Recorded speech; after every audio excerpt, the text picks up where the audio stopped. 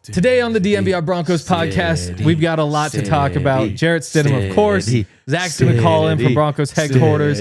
Also, potentially talking to J.K. Dobbins before we have a doctor come on to tell us all about Bo Nix's injury. It's going to be a big day. We're going to get started in 30 seconds.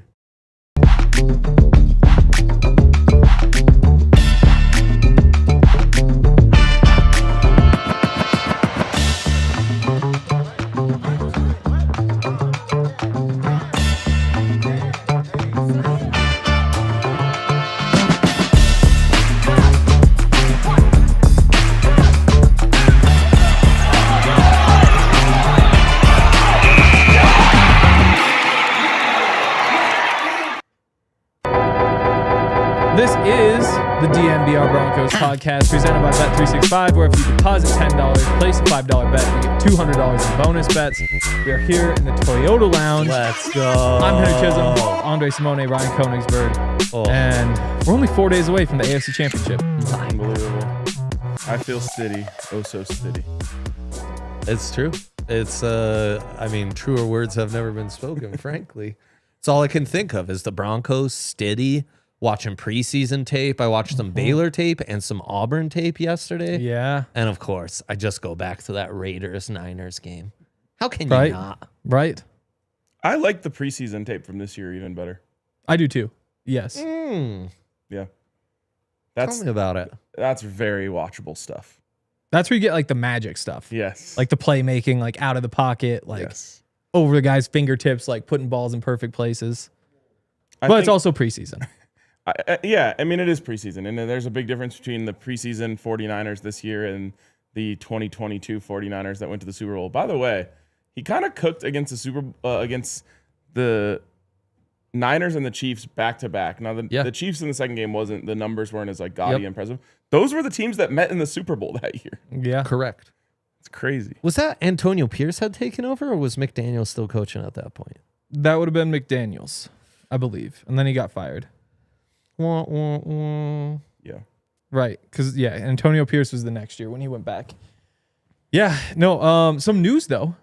Maybe not fun news, but news nonetheless. Still haven't heard about Luke Wattenberg. So if he's going to play this week and there are some vibes that point toward he's going to be back on Sunday, you would think he would practice today, which would mean that they would open the window for him to practice today. And so far, they still haven't opened that window to practice, which is... It's starting to stress me out a little bit because practice is in 2 hours now? Yep, correct. So you would think that news would break beforehand. However, they did release the practice squad center that they signed last week. So again, you have Mustipher. We don't know the status of Forsythe. And then we don't know what's up with Wattenberg. In fact. So the fact that they got rid of the fourth center. Must defer to the doctors. Right. They got rid of the fourth center, though, so you'd think that there's some good things happening, at least for Forsythe. Let's hope, man. I mean, I think both are pointing in a good direction. Yes. I was with you until last night, as we clock keeps ticking on him being able to go to practice. Just want that to come out. And then the other piece, though, when they got rid of that center, they also brought back Brandon Johnson. The receiver from a couple of years ago. We've been watching the past couple of days, watching Stiddy's Stidham. favorite. Exactly. He's hung and young. Yeah. So it'll be interesting to see there. You know, you do have Cortland Sutton. It's a callback. For this. He's a hung young individual. Yes, that's what Justin Outen said. Justin Outen. Yeah. Yeah. Wow. Yeah. So that's the other piece is what you do with this receiver room. And I don't know what that answer is. So obviously you have Court, you have Marvin. Yep. But you don't know. Lil Jordan. And Lil Jordan. Those are your three knowns. Yes. And then you wonder about Troy and Pat Bryant. Yep. And if they can't go, you would imagine you get two more going, and it could be Bandy, it could be Elijah Moore, it could be Brandon Johnson. And I don't know. You would imagine Brandon Johnson ranks last on the list, right? Yes. You would think. But he fits so nicely into Stiddy. He does. What It's he Bandy. likes to do. I think it's Bandy over Elijah Moore. 100%. Yes, it's Bandy. Bandy for sure. And he actually got snaps this He season. did. But Elijah Moore also got snaps. He got more snaps, just not with the Broncos. But also, you got to imagine Bandy and Stiddy have been just cooking it up on the scout team all season. Every training camp. Every training camp, we come back and say, oh, Michael Bandy looks awesome. Is he finally going to make the team? And he's playing with... And it's because Jarrett Stidham's just feeding him every day. In fact, regardless of all other things, I want Michael Bandy up this weekend. Yeah. Oh, I'm all in on the Bandy man. Bandy man. Have to be. Yeah. It's Bandy his anytime time. touchdown's going to go crazy. Yeah. Just a little zig route on the goal line. Oh, it's gonna be incredible. Those odds would be crazy. We're gonna look back at Broncos receiving touchdowns from these playoffs, and it'll be Frank Crum, Lil Jordan Humphrey, the Michael Bandy man, Marvin Mims. You know what I was thinking about today? And No. we don't have to go too deep into this. I'm not surprised.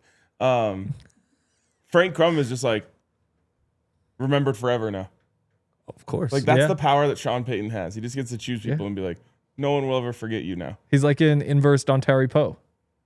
Yeah, he is. Yeah. It's just like you say Frank Crum to any Broncos fan from now until the rest of the time, and they're just gonna get a smile on their face They will. because he scored a touchdown in a playoff game.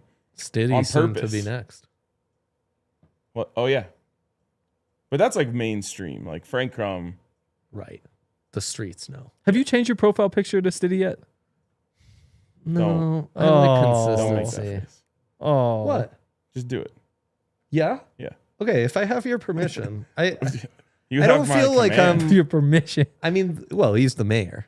I don't know Right. if you knew, but it's Have his you been getting all these municipality. applications from everybody wants to I change mean, them? They're my mentions. I was trying to be part of that first like city council.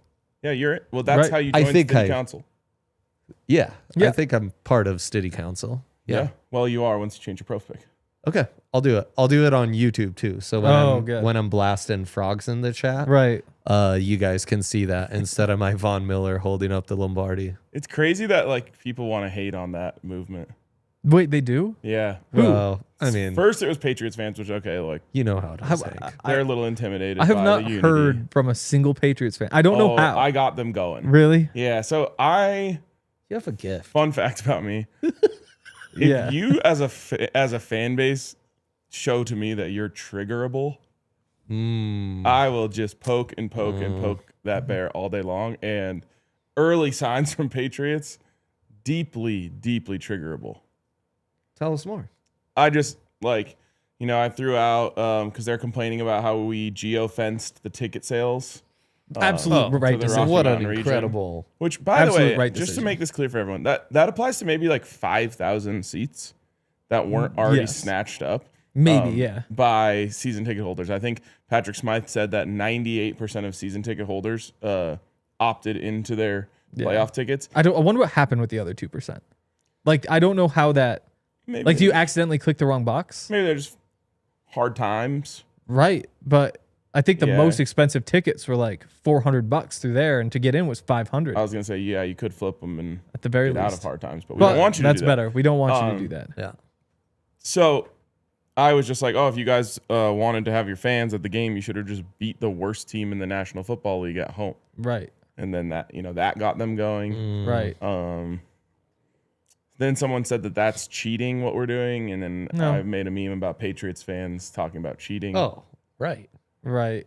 So now I'm just like throwing stuff out there just to Greatest see if I can get cheaters of all them. time. Like when Sean McDermott got fired today, and then the owner came out and said it was because they lost to the Broncos. Then I made like the Grim Reaper meme. First we got Dable, then we got McDermott. Next we're getting Vrabel. Also, it doesn't even make sense. Like, you can't, the owner can't scream, they made the wrong I know. call. I know. We should have won. Like, you can't say we should have won that game and then say, well, because you lost, we're firing you. Yeah. Those two things don't add up. No, the Broncos actually broke the entire franchise. They Somehow. did. They're Like- a mess. I think this might actually be the end for them. Yeah. Honestly, Buffalo doesn't deserve a team. That's not, put it, Whoa. I mean, think about all the like Whoa. bigger markets that could handle a football team.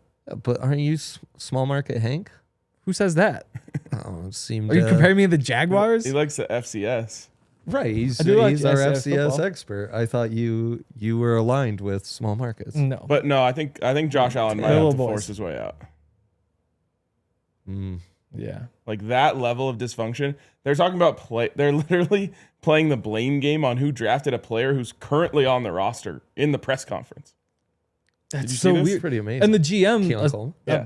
yeah. Like the owner's like, the GM had nothing to do with drafting Keon. Right. That was all the coaching staff. And then there's a video out there of Keon runs 4.57 at the combine, and Brandon Beane's like, I love it. It'll make it easier for us to get him.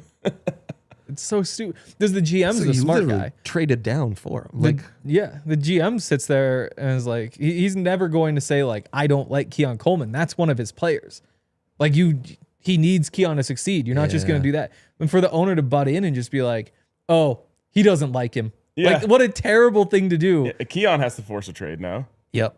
The Bills as the Warriors GM said yesterday, you can ask for a trade, but somebody has to be interested in trading for you. That was about Jonathan Kuminga. I'll throw him a 7th. Their problem is Bean has really been triggered by this whole wide receiver thing. He was going off on radio host in the offseason when they were asking him about not adding enough wide receiver talent in the offseason. He's the fact that they're keeping him is. It's just crazy that a interception so obvious we didn't need an extended review has destroyed an entire franchise. Yeah. But Joe Burrow's come to our defense. Yep. All knowers have come to the defense. I'm going to ask you. This is the X-Factor presented by Xfinity. Imagine that. Who is the X-Factor? X gonna give it to you. It's Jarrett Stidham. It's Stiddy.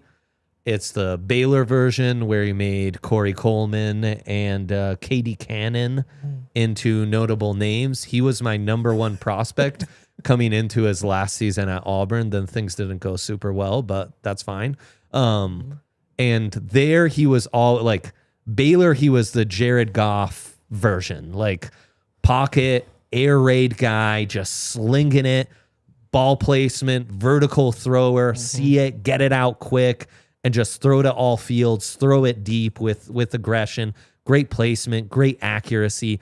Auburn, we saw more of that athleticism, and then he's been able to really advance his game and do more of the nuanced stuff. But I love how he high points the ball. It's why I think the bigger wide receivers, like if there was an argument against Bandy, it's that Stidham loves just letting you high point it, get you outside. It's why I think Sutton's going to have a big game. It's why I think Ingram's going to have a big game. Yeah.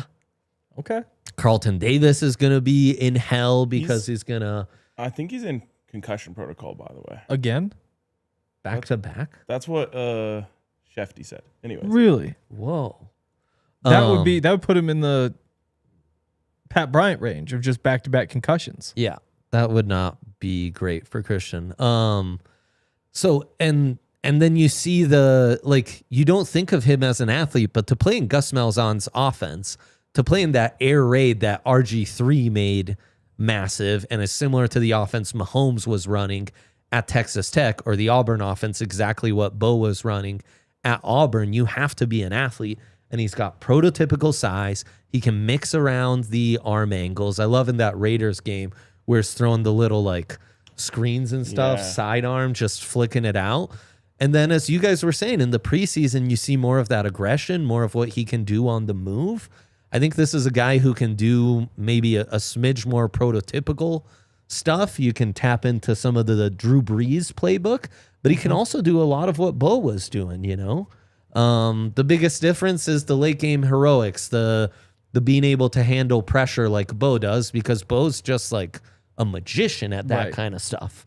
So those would be my biggest questions. But as far as a quarterback and the way he's developed throughout his entire career and just the natural raw talent that this kid has possessed from the time he was a top high school quarterback in Texas is very high. So friend of the program, Jordan Palmer, who I was hoping we could get on this week. I watched that yesterday too. Insane. Yes. He went on the Rich Eisen show, which hell of a choice. Rich Eisen show over DNVR Broncos Podcast. Yeah, bad choice. That's still going. Maybe we'll still get Jordan Palmer, friend of the program, on later this week. He was on there talking about how when he first met Stiddy for draft prep, he was, based on the offenses that he was in, as far behind as anyone he's ever coached. Right. Because he's like, okay, he's in this high school Art Briles offense, and then he goes to Malzahn, which is not pro style whatsoever. And I think that's why you saw, like, that's when it clicked for me. Like, that's why this preseason looked so great, because he's finally been in the same system for 3 straight years. Right. He is working with Sean Payton, Davis Webb, one of the hottest names in coaching, and he's finally 100% comfortable with everything that he's being asked to do at this level. The Jordan Palmer interview, again, I hope we get him on here. But if not, you should watch it. I think it's like 6 minutes on Rich Eisen. And he doesn't have an ounce of fear in his soul in saying that Jarrett Stidham's going to ball out this week. He's saying his floor and ceiling is comparable to Drake May's. Yeah. Insane. And then he gets like pressed on it by Eisen. He doesn't back down whatsoever. 100%. I love it. I just heard Zach call in. We're going to get to him in a second. First, though, got to give a shout out to some of our friends. Shout out to our friends over at Factor. Let's go. As soon as we are done here, I'll be eating a Factor box. You remembered it today. Yes. Or not a Factor box, Factor meal. Because the Factor box is what shows up on my doorstep every Tuesday at 9 a.m. like clockwork. Dang. And then I just have my lunches for the rest of the week. It is a beautiful thing. And if you're like me, the hardest part about eating right, being on a diet, whatever it is just having food available. Because what I'll do is just wait. And then I'm so hungry that like healthy food just simply won't suffice anymore. So with Factor, I always have food on hand so that I can make sure that there's a healthy meal right around the corner as soon as I get hungry. And if you want to check out Factor, go to factormeals.com and use the code DNVR50OFF. Use the code DNVR50OFF for 50% off your first Factor box plus free breakfast for a year. Only valid for new Factor customers with code and qualifying auto-renewing subscription purchase. Make healthier eating easy with Factor. Also want to give a shout out to our friends over at Rocky Mountain Cancer Centers. Everybody knows somebody who's been affected by cancer. It's terrible. And it's one of those things where if you just get checked, odds are a lot better that you're able to handle it very easily. For decades, Rocky Mountain Cancer Centers, we've stood by our teams, and that's the way that they stand by you through every season, through every setback, through every comeback. They're just there to help. So it's about the family. It's about the legacy. They get that sort of loyalty that we know about. They've been there for 30 years. They stand with Colorado families. They treat more adults with cancer than anybody else in the state. When life gets tough, they never stop showing up. So it's just good to check in with friends, make sure that they know to go get checked. Because again, finding these sorts of things earlier really helps out. Rocky Mountain Cancer Centers is the official sponsor of Denver sports fans. And if you're interested in going and getting checked or whatever else you may need, head to RockyMountainCancerCenters.com and you can learn more. Back into the DNVR Broncos podcast presented by Bet365, where you can deposit $10, bet $5, get $200 in bonus bets. Wow. Also, we're in the Toyota Lounge. And now we're going out to the Xfinity mobile call-in line. Imagine that. And there's Zac Stevens. Imagine that. Imagine that, fellas. What's going on right now? I am in a different location. You can actually see, I'll show you, the Broncos are practicing right there. Oh, yeah, in the parking lot. I'm in the jail parking lot right now. Oh, let's go. A lot of national media members here, so that close parking lot is reserved for the fancy schmancy out of town people right now. That's actually absurd. That's the attention that the Broncos are getting this week. There wasn't much national attention on the Broncos last week, guys, in terms of like people flying out for the week of the game. Now the national media is finally recognizing the Broncos, and they're here. A lot of them should be put in jail. I agree. Wow. Why? Because they're not part of they're not citizens or what? Yeah, they're not citizens. Right. Well, I don't like that. Yeah. I take that back. I didn't mean it like that. Oh no. I mostly mean just because they've been hating on the Broncos all year and they never bought in. Yeah. That's very true. That's very true. The Broncos just keep proving them wrong, and I'm sure that's going to happen again this week, guys. Well, I like that Zac personally is in jail. I think it's fitting for the bad boy of Broncos media that he be in jail where he belongs. He's not everyone knows this, but Zac actually is most comfortable when in tough spots. He's on my dark alley first team. Oh, really? Yeah, especially when times like this, in the trenches kind of guy. Wow. Yeah. Preferably after midnight is when I show up the best. That's exactly right, actually. Yes, agree completely. I didn't give you guys a good transition from there. No, I thought there was a question. Or something. No. No, That's okay. all I had. Well, Yeah, there we go. yeah. I'm curious about Jarrett Stidham.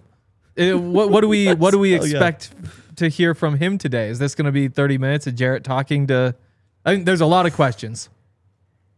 Yeah, and I'm actually, I meant to say where I am. I'm standing right beside Stiddy's permanent or temporary home for the next week to actually 2 weeks, because then it's going to be in Santa Clara. No, the Broncos facility, not the jail. And with Stidham, yeah, he's jumping into the spotlight like no other. I mean, the only other bigger stage that he could jump into is next week. And guys, like I think I mentioned this on the show yesterday. I don't know if I did, but Sean Payton typically talks to the media twice a week. He talks on Wednesdays and Fridays. He's also now talking on Thursday on a Zoom conference call. And then Jarrett Stidham, typically the starting quarterback, talks on Wednesday, and that's it.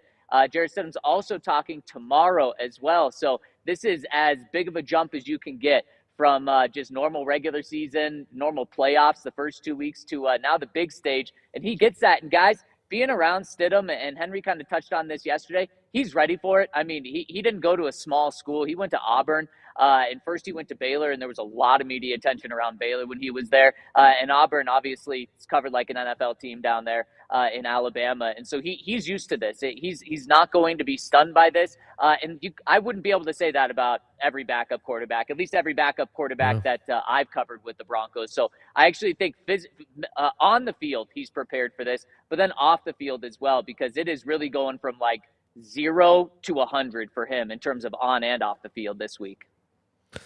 Zach, I'm putting you on the spot here, but you're in prison, so there's no shame in not knowing this. But we were just talking about a great hit on from Jordan Palmer on the Rich Eisen show, just speaking glowingly about Stidham, his development, and how he expects him to perform like a high-end quarterback in this game. Another nugget that Palmer threw out there was that when the Broncos got an offer for Stidham in a trade, and he couldn't say what team, they got a hefty price, the Broncos immediately turned that down. Is that something you'd heard about in the last year or so, or does that info surprise you at all? Yeah, that's really good info. And what I'll say is that the Broncos, when Sean made those comments after the game, it wasn't just to have this false belief in Jarrett Stidham. When he came out and put his strong words behind him, said, watch out because we believe we have a starter. That is truly how the Broncos feel. And guys, that's why, remember, they signed Jarrett Stidham as their first free agent in the Sean Payton era. Yeah. Then they prioritized him and made him their first signing this past free agency as well. DJ Jones re-signed with the Broncos about 5 hours after Jarrett Stidham did, and obviously all of that was one day before the legal tampering window opened. Jarrett Stidham has always been the Broncos, one of their top priorities, because you have to have a good backup quarterback. And you just look, Sean Payton has always prioritized backup quarterbacks. Jameis Winston, Teddy Bridgewater, Taysom Hill, who we know he loved a lot, Trevor Siemian, who we know I loved a lot. And what I'll say about Sean is he's had a lot of success with a backup quarterback. Going back to his first year with New Orleans. Thankfully for him, Drew Brees really never came off the field. But when Drew did, and then through his time here, when he is forced to play a backup, so meaning like Drew didn't sit because it was a meaningless Week 17 game, or when they benched Russell Wilson, he chose to make that. When Drew got hurt, or when another quarterback got hurt and they were forced to play a backup, Sean Payton is 12-8 in those games. Think about that, 12-8 with a true backup quarterback that just comes off the bench from 1 week to the next when you're not preparing for it. That is incredible. I mean, a 12-8 record will, for 20 teams around the NFL, will keep a coach their job with the starting quarterback. And Sean Payton's been able to do this with the backup quarterback. So now he has a lot of faith in his backup quarterback. I think that shows just why they wouldn't trade him, because they know how important that position is. Absolutely. Zach, could you see, especially if the Broncos need help at wide receiver, them leaning towards someone like Michael Bandy, who has been working with Stiddy kind of throughout the season on the scout team? Yeah, absolutely. And then we saw what Bandy was able to do when he got the opportunity as well, scored that touchdown And so I do expect to see some Bandy this week. We saw the Broncos make a move on the practice squad for Brandon Johnson, bringing Mr. Young Hung back on the team, being part of the squad. And that was a Justin Outen reference right there. And then also with Marvin Mims, guys, we talked about him. And we'll get more information on the wide receivers today. Pat Bryant, Troy Franklin. There's actually a lot to find out today because you also have Luke Wattenberg. You also have J.K. Dobbins. And then one more thing on Bo Nix, which I'll get to in a little bit. But absolutely, you can see him relying on Michael Bandy, who has that chemistry, like you mentioned, Ryan, with Jarrett Stidham right there. But, man, I think that this is also going to be a big Cortland Sutton game. We have not seen – he didn't have a good game, a big game last week. His first catch, I believe, was in the third quarter. A couple of drops there. He's going to have to be a guy that is really relied upon as well. Yeah. I'm curious about Luke Wattenberg. Are you scared at all by the fact that they haven't opened the practice window yet and the practice is about to start? No, I think that it could still happen today. What they did with JK was actually very unique, opening the practice window on Monday. They haven't done that all season. It typically happens right during practice, and the guy is actually practicing. So I believe that Luke Wattenberg is going to play this week. I believe he's going to play. I still believe, guys, there's a lot of conflicting reports about J.K. Dobbins. I still expect him to play, or I'm closer on the side that he will play than he won't play. We'll get more information on that. Practice is about to open up for the media in a couple of minutes, so we'll be able to see that, and then I'll report on that later on YouTube and also on a Broncos mini pod that we'll have coming out this afternoon. But the one that is very interesting today, and that I'm sure Sean is going to be asked about, and I just want clarity because I think too many fans are speculating on this, is with Bo Nix. There's always two windows for Broncos to put players on IR, Tuesday and Saturday. Bo Nix was not placed on IR on Tuesday. So it leaves the door open, and there's been some speculation. We obviously heard a doctor on KOA say that he might come back, and that's really had some fans speculate. With him still not being on IR, more fans are speculating. I don't believe it's going to happen. I believe Bo Nix is out, but until he's put on there, there's going to be more speculation, but it's not going to happen today. It would happen on Saturday. So I'm curious to see how Sean Payton answers that, because I mean, he came out and just flat out said his season is over. I believe Sean right there. But all this speculation online, I hope that's I don't hope it's shut down today, but I just hope we get some clarity on that. Zach, what was the quote from Star Wars? Hope is not good. Yeah, that's exactly it. I think it was hope is not good, especially when you have to prepare a backup quarterback to play in a playoff game in the AFC Championship. Yeah, don't give me hope. I don't want that. Then I'll just be let down again. That's what I'm saying. Yeah. That's why like I don't want to say that I want it to be shut down, because that means Bo's season is done.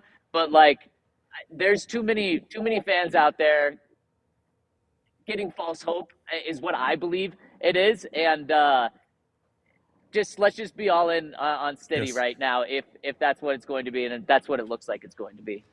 Zach, before we let you go, what's your feeling on Troy and Pat, the wide receivers? We've got some questions in the Toyota chat.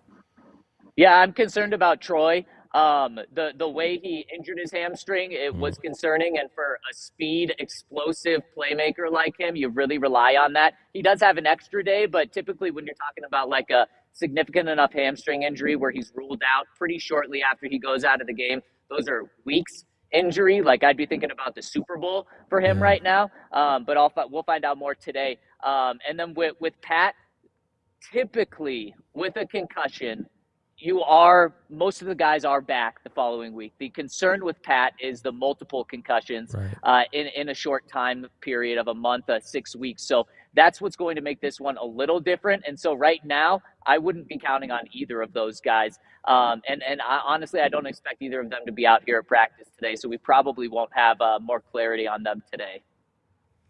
All right. Thanks, Zach. We'll see you in a little bit. All right. See you, fellas. Imagine that. Imagine that. Baby. That was Zac Stevens from the Xfinity mobile call-in line. Great stuff. Imagine that. Imagine it. Imagine that. We've got a lot more to talk about. Real quick, though, gotta talk about some of our friends. CommonSpirit athletes, weekend warriors, anyone who loves to move, which hopefully is you. We should all be out there getting active and moving around. But as unfortunately many of us are learning, the older you get, the more likely you are to get hurt. unless you're dialed in with a place like CommonSpirit and their sports medicine program at CommonSpirit Health in Parker. What they're going to do is prevent you from getting hurt, just like they do for our Denver Broncos. So their experts understand the unique demands of your body, and you'll get personalized treatments combining things like physical therapy, injury prevention strategies, and strength training. This isn't just about fixing what's broken. It's about preventative care, performance enhancement, and getting you back to peak condition safely and quickly. So don't let an injury keep you on the bench, or even better, get proactive about your health. For more information, visit mountain.commonspirit.org. CommonSpirit, official healthcare partner of the future AFC champion Denver Broncos Football Club. Yeah, and speaking of future AFC champions, you're bullish like RK. Put your money where your mouth is at Bet365. That's what we did last weekend. Can't wait to see what they've My got mom always boosted. told me not to do that. I'm just going to say. Yeah. Really? Put my money where my mouth is. Yeah. So many hands. Well, that was a dare I got often. Is put your money where your mouth is. At Bet365, you can do that. And we cashed in big time. They had the guaranteed Hank's guaranteed bet of the year cashed. Wow. Hank's boosted Cashed on the first play of the game. SGP. Right. They paid it out Easy before it even started. Peasy. On the watch along, I told Jake we're betting Mims anytime touchdown. Cha-ching. And I cannot wait to see what boosted SGP they approve for us. Hank was cooking yesterday, so we've got a good one. And right now, you sign up, Bet365, use our exclusive code DNVR365, $10 minimum deposit, $5 minimum bet. As soon as that cashes, $200 in bonus bets to play with. And as soon as those bets cash, that's real money, fella. Must be 21 plus and physically located in Colorado. Please gamble responsibly. If you or someone you know has a gambling problem, wants help, call or text 1-800-GAMBLER. TNCs apply. Back into the DNVR Broncos podcast, presented by Bet365 from the Toyota Lounge, Downtown Stiddy Town. downtown Stiddy Town, and hopefully City Hall. Stiddy, Yeah. which is in downtown Stiddy Town. City City. What else is It's in the downtown? capital Oh, of right. Stiddy City. Yeah. Yeah. We're incorporated now. Yeah. Oh, what else is in downtown Stiddy City? City Hall. You got the Stiddy Bar. Right. Yep. Right. That's really all you need. There's a CommonSpirit Health. I felt like the citizens needed that. Yep. Yes. The Stiddy Club. Yes. Definitely a Stiddy Club. Stid Club. What do you guys think of J.K. Dobbins? Zach and I had a chance to talk on the emergency podcast, but if J.K.'s back, do you agree that everything just kind of changes for the Broncos? I mean, I'm excited to talk to Dr. Dub in a few seconds here, but I have such a hard time imagining him being able to come back and just handle an entire workload of a AFC Championship game. So I think optimistically, I'm thinking like 10 to 12 carries max.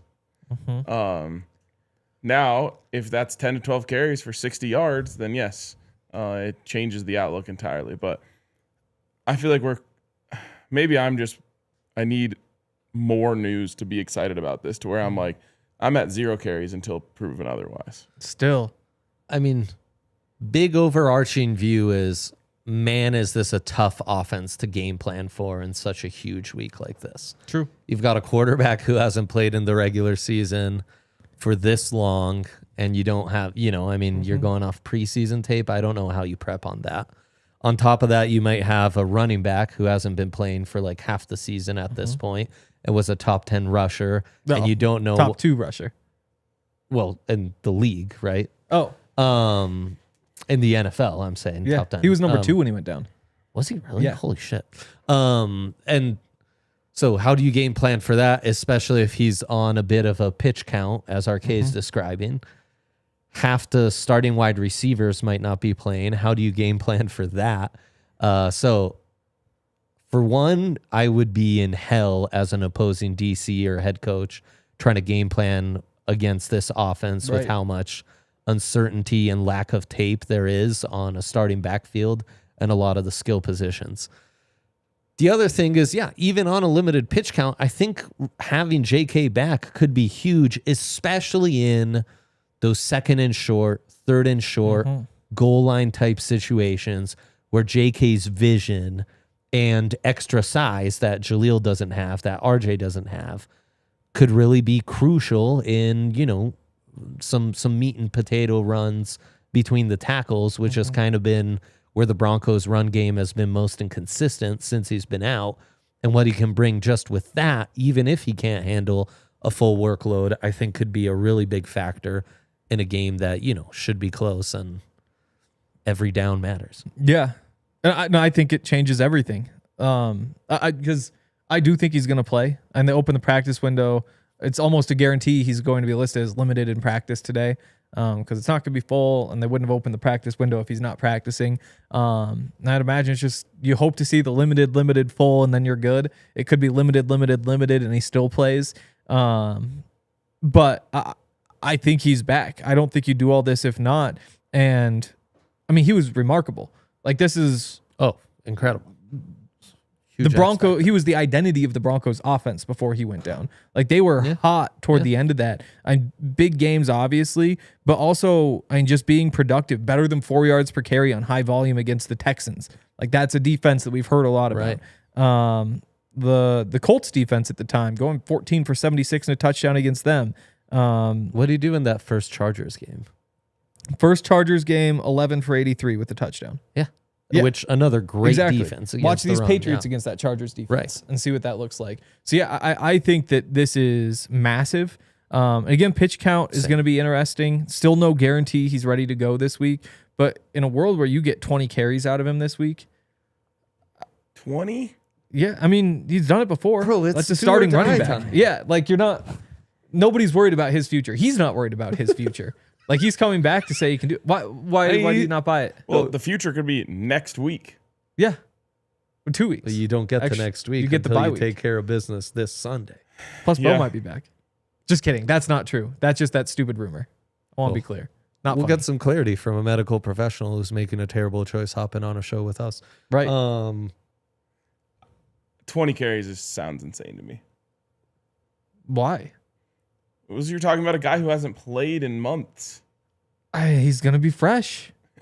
Like as long as the foot repair doesn't go fall through, why not? I thought you were pointing at your tread on your tires. No, which would be a better analogy. I mean, even just from a pure game shape standpoint, I think that's gonna be tough. Interesting. See, I just go the other way. Like, you have that much time off where you're not taking all those hits.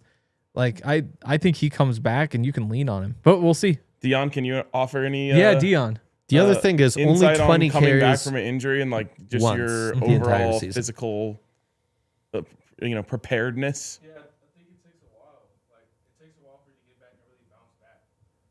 First game back, you are fresh as a back. It's 2 or 3 weeks. But this is how many months? 2 months? Yeah. Since middle October, probably. Early November. Early November. It could go both ways. 2 months. You never really know until that first drop, honestly. Yeah. All right. I can't wait. Because again, just the way that he fits, all the play action you get to run with him and Stidham, it would just open everything up. Yeah. I mean, I'll take 12 effective carries. If we could get that to me, that would be a massive win. Sure. Which is not that far off what his workload was when he was the starter. It's a lot of 16, 14, 11, 16, 20 against the Eagles, 14, 14, 15, 15, 18. Yeah. So it wasn't a ton of volume. 12 would be a 75% workload. Who gets, do they then roster 4 backs on the 53? Probably not. Is it Batty who's gone? Bidet. I would think that it's Jaleel. I would too. Yeah. So then you need to at least kind of feel like he can at least give you 10 carries. I mean, yeah. He's certainly giving you 10. I don't want to go down if dark he's coming paths, back. but not having Jaleel would be scary to me. Yeah. If you're giving all those carries to JK, though, you just go back to the formula from when JK was healthy. Right. Yeah, when someone said no need to keep Bidet active, but I mean, I understand your point. He's been the third down back the entire year. Yeah, exactly. He's 100%. the guy that they trust in that 100%. position, so there's no way he's not going to be there. And the Jaleel workload, it's no more than, it's been 6 carries, 6 carries, 4 carries, 2 carries, 5 carries, 7 carries, 6 carries. So you should definitely be able to handle that workload. Yep. Yeah. But yeah, it's what if re-aggravation happened? That scares you for sure. But I guess there's a part of me that thinks Sean is just airing it out. It happened last week, right, against a team where their weakness was run defense. Their run game wasn't trustworthy enough for him. He's like, I'm going to live and die by my quarterback. And I can very much see him feeling the same way come third quarter on Sunday. It could be. Stidham would have to play really well in that first half to go that way, though. For sure. Yeah. Like I said yesterday, Sean has trust issues. So I you're think saying he actually trusts Stiddy. As the mayor of Stiddy City, there might be an FAA air warning that we're airing it out on Sunday. Everyone stay indoors. Yeah. Yeah. Bombs away. Yeah. Yeah, that's right. I'm scared of these against that metaphors now. secondary, though. I don't think you can do it against that secondary. I think you have to run. It's your backup quarterback going against, like as Baldy said, the best secondary in the NFL. Speaking of that secondary, should clarify, not Christian Gonzalez on the injury report, but Carlton Davis. Which is who I was talking about. I said that right after you said his name, just to defend myself. In this case. Just clearing it up. All right. We've got a guest coming on the Xfinity mobile call-in line from our friends over at CommonSpirit, an orthopedic surgeon. We've got Ian Weber, I believe. Is it Weber or Weber? Hey guys, it's Weber. Weber. Okay, good. Okay, good. We nailed it. There you go. How's it going? I'm doing great. How are you guys doing? Not bad. We're obviously still a little bit hurt by the news about Bo Nix. We're hoping that you could give us a bit of an update on what's going on with Bo and what this recovery is going to look like. Yeah. So I think we got word when he broke his ankle and surgery was set up, I think yesterday in Birmingham, Alabama. And I don't have all the specifics, but the thought is he had a broken ankle, and it's usually the small bone around that ankle that gets fixed with usually plates and screws. And the big thing that we don't know is the injury to what we call the syndesmosis, and it's a ligament that keeps the small bone and the large bone kind of together. And what we usually do is we fix the fracture and then we assess that ligament, and then we have to stabilize the ligament. And it's the ligament that can be the one that delays the recovery a little bit. And so we got to get a little more information about that. But I suspect that he had both a fracture and probably a syndesmotic injury at the same time. There's I guess a little bit of small percentage of optimism that, like, if everything went right and it wasn't as bad as it could have been and he had this surgery, that there's a world in which he could return for the Super Bowl. Do you see that as any sort of possibility? So I think that comes, remember back, Bo went to the same doctor. Remember a few years ago when Tua was injured playing for Alabama, and he had a high ankle sprain, which is essentially just a syndesmotic injury. And he had a procedure where they did a suture button to kind of stabilize it. And he was actually back in, I'm not sure which playoff or bowl game, but he was back within 3 weeks. But that was that was one of the first times we've seen that kind of an expedited recovery. With Bo, it's a matter of how bad the syndesmosis was and then also the fracture. So, you take these parts, look back when Terrell Owens was with the Eagles and he fractured his ankle. And even though it was against doctor's advice, he was back in the Super Bowl and had a great game for the Eagles. So you can see some of these really crazy recoveries when it's an isolated injury. But if it's a combination injury, that's going to be a very hard thing to do is get back. And I think more importantly is this is our franchise quarterback. And the very last thing we want to do is just put him in a situation to make everything worse. And, I don't have a lot of high hopes for him returning. Obviously, things can change. But, again, we're in a situation, too, like when you've had an injury in the beginning of a season, there's that rush to get players back. We do have a little bit of the luxury here is if he's not going to make it for the upcoming games, we can take time to properly rehabilitate him, which is very important versus trying to rush him mid-season or beginning of the season. And we saw that with Chris Godwin with the Tampa Bay Buccaneers when he had that ankle injury. They tried to rush him back, and then he had some, issues with his rehab and had some extended time off. And in one way, we do have the luxury to make sure Bo properly rehabs this ankle before really putting him in a situation where he either hurts the ankle or gets another injury somewhere else on his body part. Yeah, absolutely. What is the typical recovery timeline then for this kind of surgery and ankle break? Yeah, so we're looking first of the first 2 weeks, we want the swelling down. We want to get that ankle moving. We don't want to get it stiff. And then about 4 to 6 weeks, progressive to full weight bearing in the boot. And then it's kind of building not only the motion, but the strength around the ankle. And then for someone like Bo, who's a quarterback, who's got to have the agility, the ability to cut and move. And, he's a dynamic quarterback. He can run, he can move. You really want that agility, cutting and turning, at least 90% of where he was before the injury. And sometimes this is where technology and data measurements can be pretty cool. You can put trackers and really watch players' footwork. And as he's rehabbing, you can keep tracking him and see when he gets his agility, his cut speed, his speed up to about 90% of where he was. And that's a very good sign of returning. And it's also a way to really tailor the rehab program to the individual player, because not everyone's going to recover at the same rate. And you can use a lot of data to help us here. And again, with Bo, he's got the best training staff. He's going to have therapy every day. We have the ability to have him run on a treadmill in the water where it's kind of zero gravity. So they'll expedite his return. It's just a matter of the severity of the injury and what they had to do to fix it. And I think we'll get more information maybe as he talks about it or the team talks about it. So Bo has had similar injuries before. Broke his ankle in high school, broke his ankle in 2021 at Auburn. Do you think that those are maybe the same type of injury, the same kind of break? And because this has happened 3 times now, does that kind of cause concern for the next decade that this might be something that pops up again?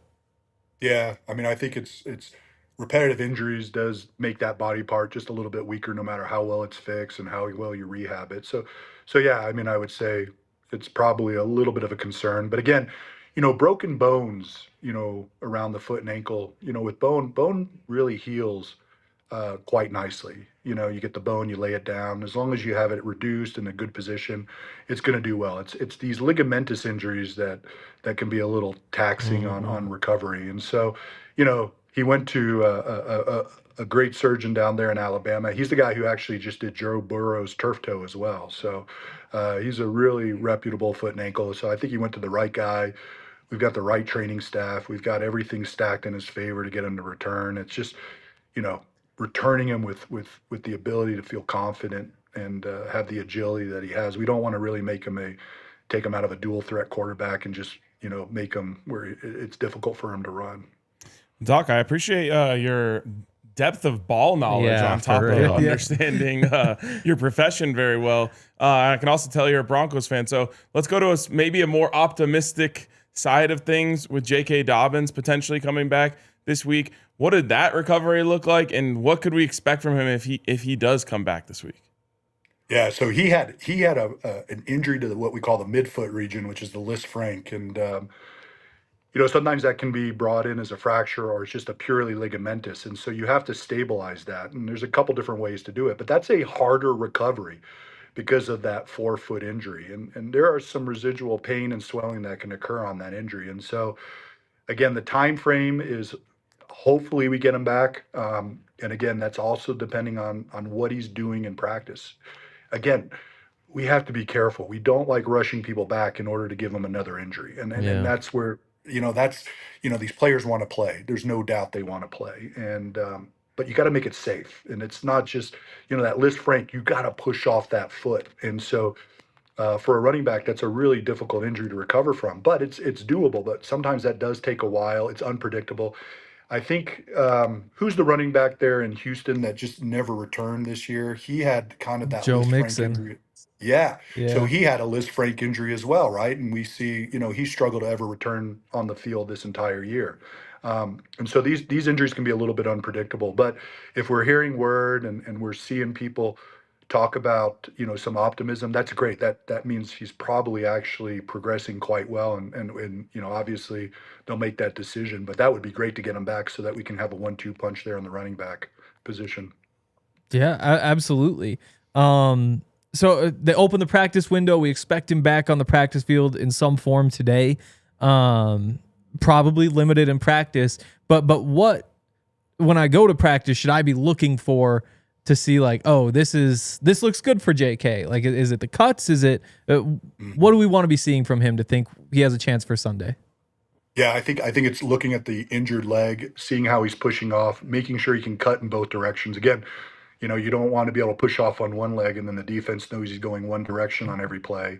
And you want to see that agility. And again, I think the most important thing is we don't want him to go out there 4 plays and get hurt again, and then we're starting over. So it's this is the tough thing with these competitive elite athletes is they want to get on the field. We want them on the field. But we also have to keep in mind their longevity and their future, right? And that's really, we have to be very careful with these patients and players, especially at this elite at level. Awesome. Well, appreciate you jumping on. I think you solved a lot of our questions. Yeah, for sure. Yeah, we still have that glimmer of hope for Bo that we probably shouldn't have, but it's not quite dead yet. Hopefully get Exactly. JK back. Appreciate you coming on, Dr. Weber. And We'll talk to you soon. Yeah. we'll need an update. Go Broncos, guys. I think with Sean Payton as the coach, anything's possible, even with the backup quarterback. We've seen that time and time again with Sean and his offense. Amen. Absolutely. Love it. I love it. That was Dr. Ian Weber, orthopedic surgeon with CommonSpirit Health. You can experience the difference compassion makes. Find a CommonSpirit location near you and discover a new standard of health and healing by visiting mountain.commonspirit.org. CommonSpirit Health, official healthcare partner of the Denver Broncos. He was also on the Xfinity mobile call-in line. Imagine that. Yeah. Hell yeah. Imagine that. We got to take one more break, and then we'll be back to wrap things up. End Credit Union, baby. You pull out that Broncos End Credit debit card at the DNVR bar when you go to cash out. You're like a celeb up in this B with the PS2 vintage old school card. What a way to stunt on them. And they're stunting on the community, but in a good way, because right now, inspired by PS2, they are donating to the Children's Hospital of Colorado. Every new Ent account that's opened, that's $50 that they're donating. Every Broncos interception, we had 2 last week, that's $1,000 that's being donated. Any pick 6, and I've got dreams of Champ Bailey and the pick 6 that almost was when they upset Brady in the divisional round back in the day. I feel like PS2 could do that for us this week. That's $5,000 to Children's Hospital of Colorado. So all the perks keep coming, and you still get all the All-Pro rewards. If you're ready to bank like a Bronco and support a great cause, head over to ent.com/DNVR to learn more. Insured by NCUA, membership required, account requires associated Ent Broncos debit card, and will make the one-time donation on your behalf. This donation is not sourced. Also, want to give a shout out to our good friends over at Toyota. They make a lot of what we do here possible. That's why we have Toyota logos all over the place. You guys are in the Toyota chat. We're in the Toyota lounge. They've got so many great options, whether you're looking for a truck, whether you're looking for an SUV, a car, all sorts of options. They've got 17 different models with available all-wheel drive or four-wheel drive, like the 4Runner. They've got more low and zero emission vehicles combined than any other automaker. Bang. So customers have numerous choices to reduce their carbon footprint. 16 different hybrid vehicles to choose from, like the Tundra iForce Max hybrid truck. So whatever you're trying to do, they've got an option for you. Visit your Front Range Toyota stores, the location near you. AutoNation Toyota, Arapahoe and Centennial, Corwin Toyota and Boulder, Groove Toyota and Littleton, Mountain States Toyota in Denver, Stevenson Toyota East and Aurora, Stevenson Toyota West and Lakewood. Toyota, official automotive partner of the NFL and the official vehicle of DNVR. Let's go places. Back into the DNVR Broncos podcast presented by Bet365 from the Toyota Lounge. Bang. What did we learn, Ryan? We learned we might have a new recurring guest Yeah, we might. Yeah. because Dr. Weber absolutely crushed that. Yeah, Dr. Ball Weber knows He's knows just his stuff. pulling out like all time like Terrell Owens I know. references. The TO callback, because that was such a big thing, was his recovery going into that Super Bowl. Yes. That was like the storyline for 2 weeks. And then he balled out, and then he just like remembers Joe Mixon's injury. Yeah. That was actually really awesome. Thank you, CommonSpirit. The Bo Nix stuff is really interesting. And it's unfortunate that we now have all of this information about what it could be, but we'll never know what it actually is. Right. Like Sean's not going to come on and start talking about the ligament inside the ankle. Maybe I could ask. Yeah. How did the ligament look after the surgery, Sean? Yeah, exactly. And he'll say you'll have to ask the doctors about that, and then we'll never talk to those then doctors. HIPAA, yeah. Yes. So it is good to know kind of what this thing looks like, and also unfortunate that this is a recurring injury for Bo. But I think as far as recurring injuries go, this one is low on the list of like it, I guess, has residual effects that are going to, make you worse. Yeah. Yeah. Where it's like someone comes back from an ACL and it's just like, there's a pretty good chance that they're not going to be as good. They do it again. There's a really, really good chance that they're never getting back to what they were before the first one. Yep. Yeah. Or like back stuff like we saw MPJ dealing with or what have you. This is a bone break and bones should recover pretty sturdily. And to be honest, we complained all year about Bo not running more. Right. And it's like, maybe we shouldn't do that anymore. Well, he got hurt anyway. But I'm saying the game that he run the most. True. That is true. It was that game. I still think it's not the play that all the major Twitter outlets are saying. I think it's that little run to get in the right spot for the field goal, and they're covering it up because it totally didn't need to happen. No, that's not when it happened, because you can tell when he goes to kneel down that he's already in pain. Like he doesn't want to kneel normally. That's why the kneel down looks so weird. But he runs a little bit before the kneel down. I know. I think it gets hurt when he gets roughed up going down to kneel down. I think it happens right there because the play that's been highlighted, he's like hat? He's mid-air as he's being like dragged down by his ankle. I don't know. I think he looked. I don't know. Yeah. There's whatever. It doesn't matter. No, it doesn't. That matter. is also true. Doesn't matter. Yeah. And maybe of all recurring injuries, this is the recurring injury you would choose. But I can't do this pain again. I know. Like, that was terrible. imagine another late season one of these. No, I refuse to. Never. Good call. I hope it doesn't happen.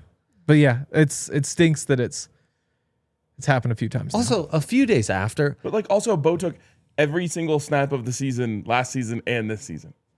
Well, and played more college games than just about anyone ever has as a quarterback in big-time Power 5 programs. Spare me all the Bills whining about the refs. All our gripes morons. about the refs are legit. Cost us our quarterback. Cost us our quarterback. Yeah. Our chance to be like Super Bowl favorites. Yep. And it's just the difference between a Mickey Mouse franchise and a real franchise, you know? It is. Let's hit some super chats. Neem Dog, game just hits hard for me as a Broncos fan. From New England, RK is spot on. Most offended fans in the league. I can't stand them, and Stiddy we trust. It's so crazy because like I really thought that I would be able to bait Cowboys fans that week. Right. And I came away with such a newfound respect for Cowboys fans. I was like, they've been there, done that with all of this shit that you can't get them. These Patriots fans, man. Yeah. Wow. They're like the easiest I think I've come across in the league. Crazy. Jeez. Speaking of Jags were. Jags. Oh, yeah. Speaking of small market. They're different. Exactly. the Patriots, Hank, how much, with McDaniels really knowing this guy well, being his OC when the Patriots draft him and then getting him with the Raiders when he was the head coach, how much do you think that, like, obviously you know some of his tendencies, strengths, and weaknesses, but you still can't, like, game plan for what the Broncos are going to do. And it's been a few years. Like, if you think that there are flaws in his game, then you know. Like, if you think he's not getting to his third read, then that changes some things. If you think that he doesn't handle pressure well, then there are things that you can do. If you think there are certain blitzes that he doesn't see, or but again, like, that was also 3 years ago, and who knows how he's grown since then. Yeah, and you would know like what his least favorite stuff is. So that way you could kind of prepare the defense like, hey, they're not going to run these plays, these concepts, because he doesn't like flood or like whatever. But at the same time, there's a chance that like when he got to Denver, he's telling them that, hey, I don't like this concept. And they're like, well, what if we did it? What if you read it like this?